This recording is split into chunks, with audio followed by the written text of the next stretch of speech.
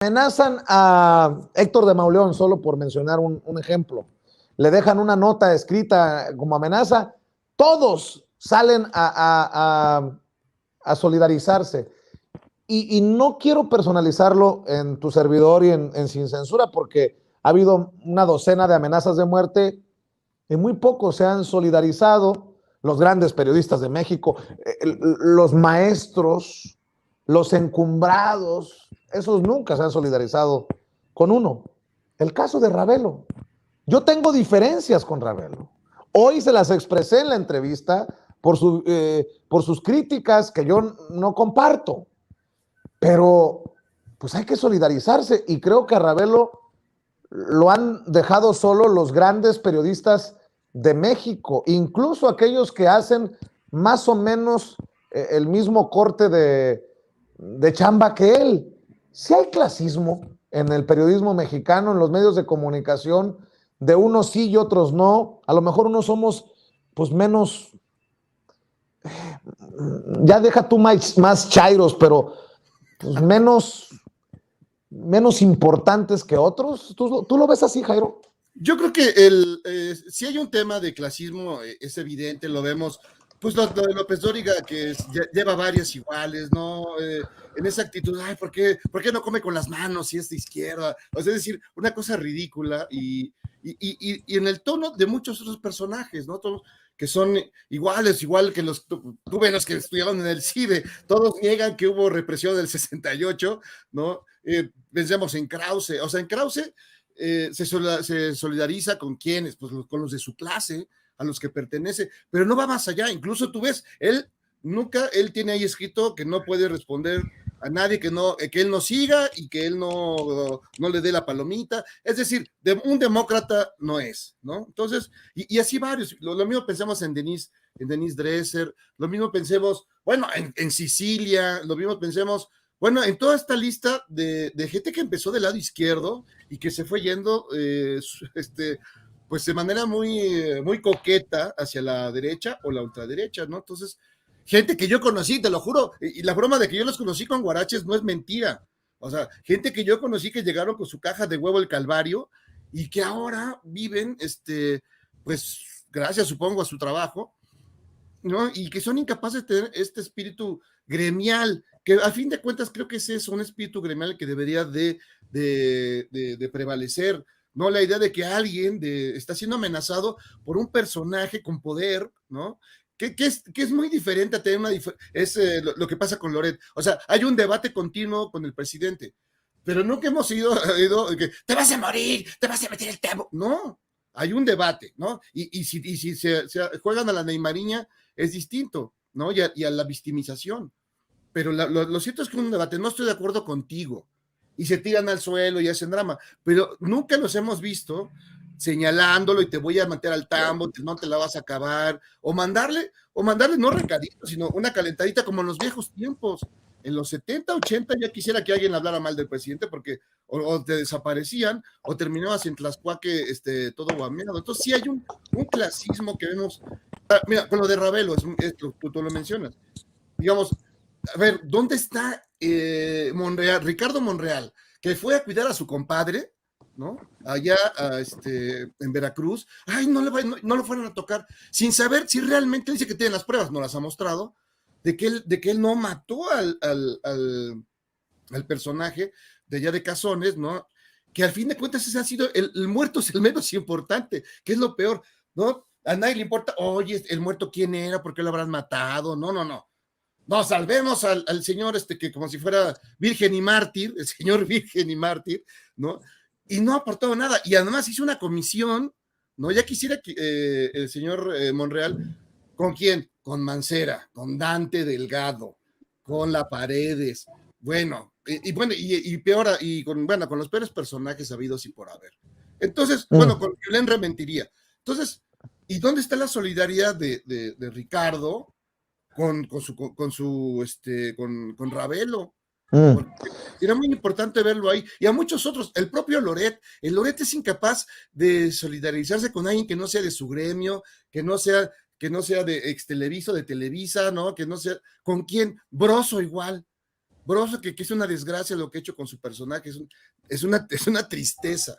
Y Loreto igual, ¿no? Entonces, claro. yo creo que sí hay un clasismo, y algo peor que el clasismo, no sabría no sabría cómo definirlo, por esta falta absoluta de empatía, ¿no?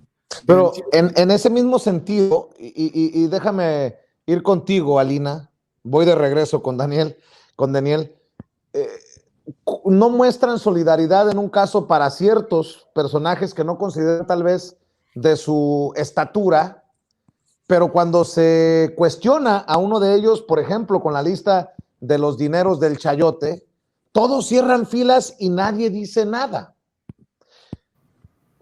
He puesto este tema sobre la mesa porque ha sido un año muy interesante en este sentido. ¿Tú qué piensas de esto que estoy planteando, Alina Duarte? Yo estoy totalmente de acuerdo contigo, Vicente. Creo que, vaya, no solamente es un tema de solidaridad, sino que en el fondo también es un tema de intereses, ¿no? Y sabemos que el gremio no necesariamente se trata del gremio cuando ahí está, sí importa al final, ¿no? El por qué están amenazando a nuestros colegas, ¿no? Y da la casualidad que cuando los están amenazando por temas de narcotráfico, ¿no? De investigar el narcotráfico, de investigar la corrupción, de tocar ciertos intereses, entonces ese gremio que se ha enriquecido a lo largo de varias décadas con el chayote, se queda callado y se le acaba la solidaridad, la empatía, se le acaba el rigor periodístico, la llamada neutralidad y objetividad. ¿Por qué? Porque de por medio también están esos intereses que les han hecho prevalecer durante décadas. También es cierto que es un gremio marcado por estar quebrantado durante muchas décadas, ¿no? Yo pensaría en algún sindicato, ¿no? De periodistas, de reporteros, pienso en el de La Jornada, pienso en la constitución de algunos medios locales, ¿no? En donde sí hay algún tema de solidaridad, de empatía, de exigir derechos laborales. Sin embargo, también ha estado marcado por la precarización mismo de la labor informativa. ¿Por qué? Porque no se dimensiona, ¿no? Y sobre todo pensando, por ejemplo, en gobiernos del PRI, gobiernos del PAN, donde la lógica era pues seguir, ¿no? Con la línea de lo que dijera solo el presidente, de lo que dijera el partido en turno. Esa disidencia pues costaba bastante caro y también había bastante silencio. Yo creo que lo que evidenció también la llamada guerra contra el narcotráfico fue que los periodistas fueron carne de cañón durante muchísimo tiempo, desde el 2006 que se implementó esta mal llamada guerra contra el narcotráfico, y es un gremio bastante desquebrajado, con gente que está precarizada en muchos de estos medios. También hay que decirlo, la línea editorial de estos medios de comunicación, de Televisa, TV Azteca, no necesariamente representa a toda su clase trabajadora, pero es verdad que los intereses lamentablemente están por encima de la solidaridad, de la empatía, que no necesariamente alza la voz de la misma manera. Yo coincido absolutamente. Y esto pasa aquí y en otros países, en América Latina, en Estados Unidos, cuando se tratan de estos reporteros que están ahí en la línea de fuego, en la primera línea, no vale lo mismo que los grandes presentadores del horario estelar, ¿no?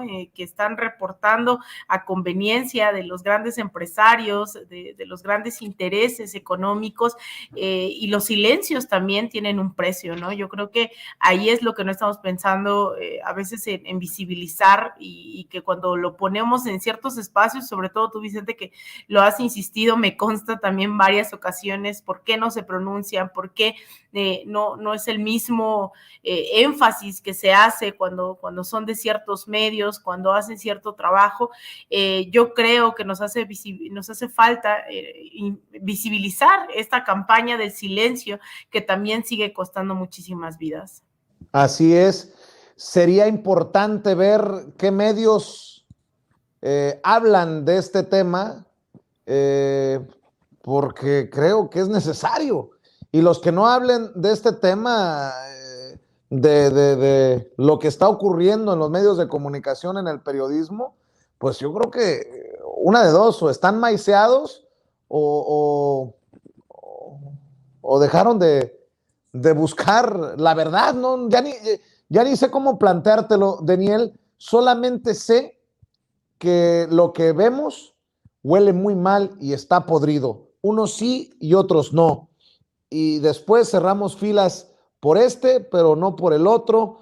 En fin, dice Enrique Legorreta, siempre lo ha dicho, siempre lo ha sostenido, que el periodismo es el peor gremio del país. Daniel, vamos a cerrar este tema contigo. Así es, mira, yo creo que no solamente es clasismo, es racismo también. De cierta forma, creo que la sociedad mexicana es en parte víctima porque vino, eh, de cierta forma, formada por la televisión para tener una proyección de una imagen. La proyección de la imagen es algo importantísimo. En las novelas, cuando no teníamos las redes, cuando no teníamos todas estas formas de ver otras opciones, pues a quienes veíamos que era la dueña de la casa era una señora con tez blanca, quien era la que hacía la limpieza era una persona con tez morena. Entonces nos fueron creando esta imagen y esta proyección de que, de cierta forma, si tú eres ratero, si tú te vistes de traje y tienes la tez blanca, pues no se te condena tanto. Ah, sí, no tienes traje, te vistes mal, tienes tez morena, entonces el castigo creo que se acepta mejor. Entonces, de cierta forma, creo que la sociedad mexicana viene cargando todavía un poco este lastre. ¿Y por qué digo la proyección? Porque la proyección a veces es algo muy sencillo, de verdad, son unas luces, son cosas que te pueden cambiar totalmente tu concepción de algo. No es lo mismo el dinero que se le mete a Latinus y la imagen que tiene Latinus a la imagen que tiene un periodista de a pie, ¿no? Definitivamente no es lo mismo. Y eso crea una sensación de que es algo más serio, que es algo más valioso, a pesar de que te estén diciendo todos los días mentiras en tu cara y te lo vuelvan a decir y te lo vuelvan a decir, no es lo mismo. También Joaquín López Dóriga, que tuvo una proyección fuertísima, que era un hombre tan importante, que por qué a Televisa le encantaban los extranjeros, ¿no? Casi que se veían extranjero y lo ponían de conductor de lo que sea, le daban prioridad. ¿Por qué? Porque ellos buscaban cuidar esta imagen, que no fuéramos nacionalistas, que no amáramos nuestro color de piel. A mí me gustaría, por ejemplo, preguntar o hacer una evaluación de cuánta gente morena hay en la cárcel y cuánta gente de tez blanca hay en la cárcel. Les doy un ejemplo, un último ejemplo para cerrar. Díganme por qué, si al hijo de Javier Lozano se le acusó de violación, ¿por qué se habló tan poco en comparación a Salgado Macedonio? Digamos que de los dos aspectos, pues no tuvimos pruebas, no tuvimos algo contundente, digamos, ¿no? Que están en la misma balanza. O sea, Salgado Macedonio era algo impresionante y no fue de una semana ni de dos, fueron meses, literal meses, y que actualmente lo siguen diciendo y dando por un hecho. ¿Y qué pasa con el hijo de Javier Lozano? ¿Cuánto tiempo lo han hablado? ¿Se acabó? ¿Por qué? ¿Qué está sucediendo? O sea, sí tiene mucho que ver, yo siento también el racismo. Tenemos que aceptar que somos racistas y que la proyección de una imagen vale mucho. Yo recuerdo en el programa de Adal Ramones cómo agarraron a un chavito, hicieron un experimento que estuviera bonito, no sé qué, le pusieron una música, hizo playback y las tipas y los hombres ya estaban gritando, le era una gran estrella y dijo, ey, esto es una farsa. Él ni canta, ni es cantante, ni nada, ni hizo la canción, ni nada. Entonces yo siento que los mexicanos todavía estamos cargando este lastre. Tenemos que quitarnos todas esas mentalidades, sentirnos orgullosos de nuestro color de piel y realmente analizar por qué estamos actuando como estamos actuando con cada persona y con cada medio, ¿no? Bueno, vamos a las declaraciones del presidente Andrés Manuel López Obrador.